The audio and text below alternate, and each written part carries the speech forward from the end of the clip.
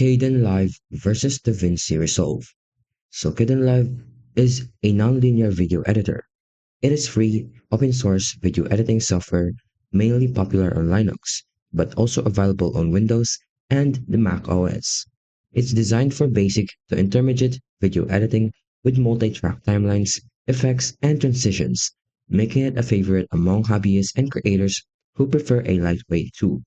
So first, let's talk about its pros and cons. For the pros, it is completely free and open source.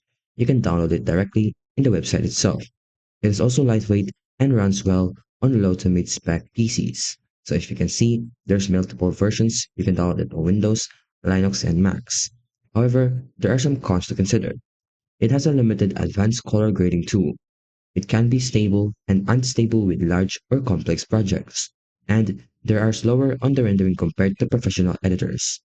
Now DaVinci, on the other hand, it is a professional grade video editing software used in film, TV, and high-end content creation. It combines editing, color grading, visual effects, motion graphics, and audio post-production in a one powerful application.